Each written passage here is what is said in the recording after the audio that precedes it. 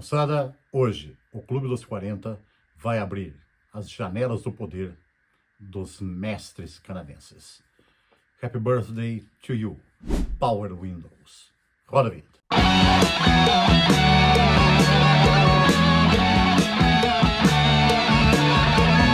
Saudações pesadas, moçada, o seu peso do dia chegando mais uma vez para pôr muito mais peso na sua vida. E antes de começar o assunto de hoje, como sempre faço, peço a você que ainda não fez sua inscrição, que vá lá, faça sua inscrição, deixa lá o seu like, para que nós consigamos continuar fazendo aqui os nossos vídeos, ok? Muito bem, moçada, hoje chegamos com o Clube dos 40, um disco lançado em 1985. Nesse dia 11 de outubro de 1985, chegava às lojas do Canadá, pelo menos, Estados Unidos e Europa foi um pouquinho depois, mas chegava às lojas, então, o grande Power Windows, esse que aparece aí, do maravilhoso, fantástico e... nem sei que adjetivo usar elogiosamente para essa grande banda que foi o Rush, tá? Então, moçada, mais um petardo do Rush chegando aí no meio dos anos 80, o Rush que nos anos 80 mudou um pouco o seu direcionamento, né? Nós já falamos isso ao comentar lá o disco anterior a esse, o Grace Under Pressure, que tem o aniversário dele aí de 40 anos, que foi no final de 2024, né? E tem a resenha dele aí, se vocês não assistiram ainda, dá uma olhadinha no canal, que tem essa resenha lá do Grace Under Pressure, que está bem legal. E temos também duas resenhas de 50 anos, dos dois discos do Rush que completaram 50 anos esse ano, né? O Fly By Night e o Carriers of Steel. E aí a gente vê que o Rush passou por várias mudanças ao longo da sua carreira, né? O Fly By Night ainda é um disco da primeira fase lá, de rock mais cru, né? Um hard rock mais pesadão. Depois o Carriers of Steel já inaugurou a fase progressiva do Rush, né? Que atravessou depois o restante dos anos 70 e chegou até o início dos anos 80 ali com o Moving Pictures e depois a partir do Signals. O Rush começou a mostrar esse lado mais aí sintetizado, um pouco mais pro pop rock, um pouco mais também, até flertando um pouco com a New Wave, né? E depois veio o Grace Under Pressure e esse Power Windows, que foi sucedido pelo Hold Your Fire. Então, se a gente pegar esses três, né, tomando por base o Power Windows, o seu antecessor, Grace Under Pressure, e o seu sucessor, o Hold Your Fire, a gente vê que são discos da mesma linhagem. Então, músicas com bastante sintetizador, né, fazendo algumas concessões ao pop e ao new wave de vez em quando, mas não deixa de ser o rock pesado, um hard pesado e até mesmo meio progressivo do Rush, mas menos progressivo dessa vez, apesar da grande quantidade de teclados, né? Esse aqui, comparando com os seus, com os discos que o ladeiam, né? O seu antecessor e o seu posterior, e o seu sucessor, ele é um pouco mais pesado, tá? Assim, no sentido de ter um vocal um pouco mais agressivo, ter baixo e bateria com muito peso, e alguns riffs de guitarra com um certo peso, embora a guitarra aqui, ela, como os outros também, ela tenha se limitado mais a um dedilhado de bases aí e alguns solos, não muito longos, né? Tem também, sempre tem, né, os gracejos do Rush, as invenções do Rush, como por exemplo algumas partes de violão, que nós vamos colocar aqui, muito sintetizador, um baixo extremamente pesado, e a bateria, moçada, a bateria é um arraso, tá? A bateria nos remete ao Moving Pictures ainda, porque o Neil Peart aqui estava de novo com o bicho solto e tocando demais. E também ele, além de baterista, ele era o letrista da banda. Então, todas as letras são dele, né? E Geddy Lee e Alex Lifeson colocaram as músicas em cima dessas letras aí do Neil Peart. Então, já que nós falamos deles, a formação são esses três mesmo, né? Vamos falar mais corretamente, então, quem são eles, né? O guitarrista, então, Alex Lifeson, tá? Aqui, então, o guitarrista do Rush, um dos fundadores, né? Ao lado do outro membro fundador, Geddy Lee, nos vocais, no baixo e nos teclados. Teclados, entenda-se também, teclados sintetizados, muitos sintetizadores aqui. E na bateria, o monstro Neil Peart, né? Na bateria e nas letras, o monstro Neil Peart aqui, arrasador. Então, moçada, esse aqui é um grande play, tá? Não torçam o nariz quando eu falo que ele faz algumas concessões ao pop e ao new wave, porque ficou fantástico. Eu li uma vez uma crítica, quando esse disco saiu, as críticas maravilhosas, né? Que disseram que ele, em momento algum, ele chegava aos pés do seu antecessor. Não acho assim.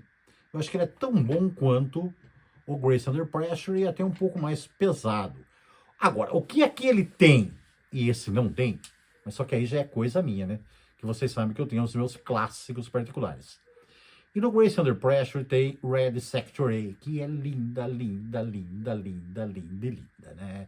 Essa aí é fantástica e, nossa, não tem algo parecido aqui. Mas aqui tem 8 músicas excelentes, maravilhosas, que fazem desse um grande disco de rock, hard, progressivo, pesado, né? Um som que tem bem a cara dos anos 80 também com o Rush aqui, e marcava então essa fase do Rush que depois veio lá o Hold Your Fire e tantos outros que vieram depois aí, né? Roll the Bones, o Counterparts e tudo mais, que o Rush fez muita coisa também a partir depois desse play aqui.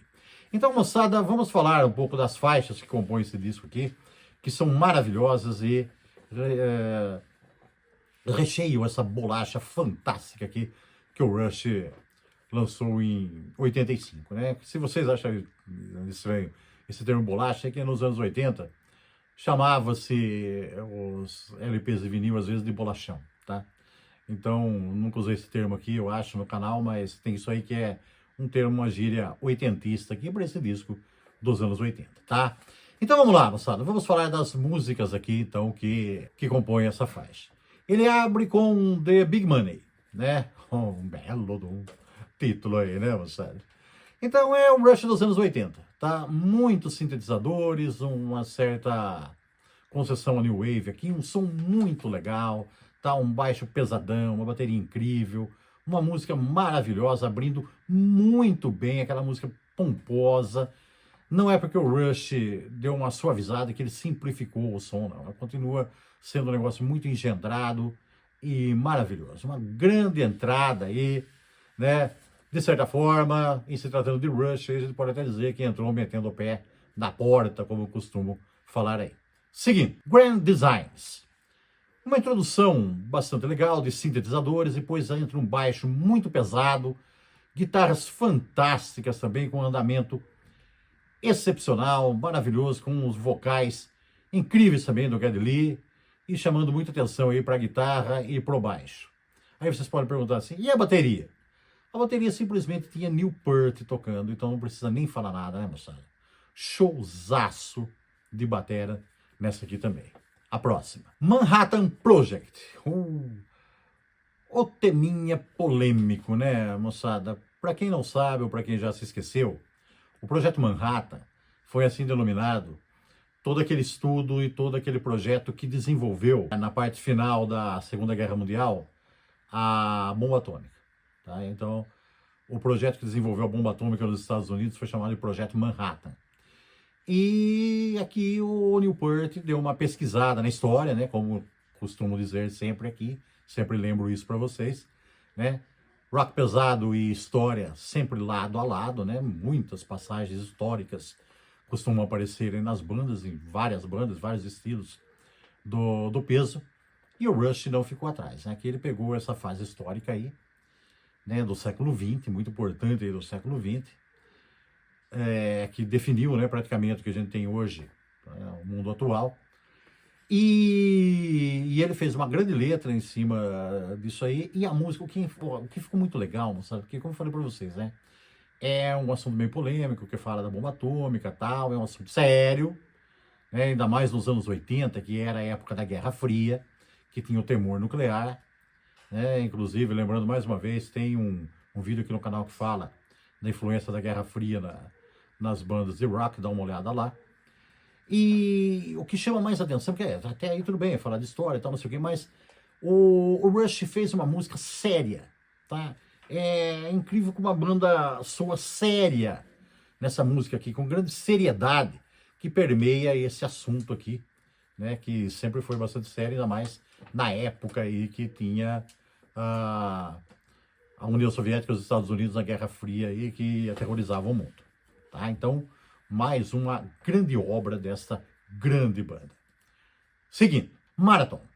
Outro arraso do Geddy no baixo, nos vocais, uma guitarra viajante, aí que faz um clima espetacular, uma música maravilhosa, fantástica. Pro LP, isso aí fechava o lado 1, né? Pro CD, ela simplesmente continua. Pro LP, então, o lado 2, pro CD, a faixa número 5. Vamos a ela, então. Territories.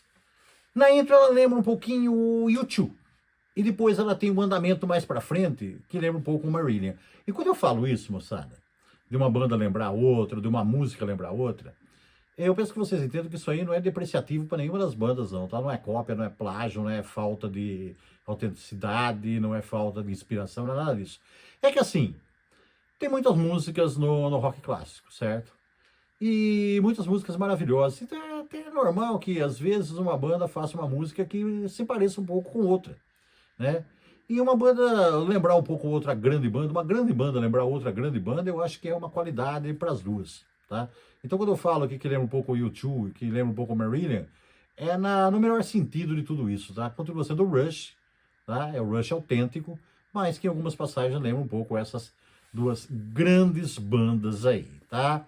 E no meio de tudo isso também tem um violão incrível, porque assim, sabe, recheando isso aí, né, vamos dizer, né, sanduichado por uma introdução que lembra um pouco o U2 e um andamento que depois lembra um pouco o Marillion, tem um violão que é tão fantástico e indefinido, moçada, que é difícil até de definir, porque assim, ele tem um ritmo que um pouco ele é oriental e um pouco ele é latino, você vê, né? Oriental e latino são ritmos são diferentes, mas o Alex Lifeson consegue tirar isso dessa passagem de violão. É uma música fantástica. O Rush é incrível. Por isso que eu falo para vocês. Pode ter dado até uma suavizada na sua agressividade, uma encurtada nas suas suítes progressivas, mas não ficou simples de maneira nenhuma. Continuando. Middletown Dreams. Moçada, que sonzeira, tá? Um vocal dramático, fantástico, viajando junto com uma guitarra viajante por cima de uma base pesadíssima e inflexível até um certo momento, que depois ela muda um pouco de baixo de bateria. Que música maravilhosa, outro pesão, outra coisa fantástica que o Rush nos brindou aqui. Próximo. Emotion Detector. Essa aqui simplesmente é aquela que eu falo dos 3 Es, né? Emocionante, emocionada e emotiva. Ouçam e deleite-se. Grande música. E vamos para outra. Mystic Rhythms. Essa ela é o que o título diz. Ritmos místicos, tá? Não tem como definir. A banda aqui colocou várias músicas nessa e o Rush, como sempre, arrasou em mais essa aqui, fechando esse disco que é uma pérola oitentista. E olha que os anos 80 teve muita coisa boa. Essa aqui seguramente figura entre uma das melhores, sem medo nenhum. Tem gente que torce o nariz por essa fase, tem gente que fala um monte de besteira, mas tem gente também que parece que não gosta de rock and roll, né? Tá aí porque acha bonito gostar, mas para quem gosta, é um disco fantástico, maravilhoso. Quem conhece sabe bem o que eu tô falando, quem não conhece, corra atrás, porque é uma janela poderosa que você precisa abrir aí e deixar entrar em você esse som espetacular que o Rush fazia nos anos 80. Mantenham-se pesados e até a próxima. Yeah!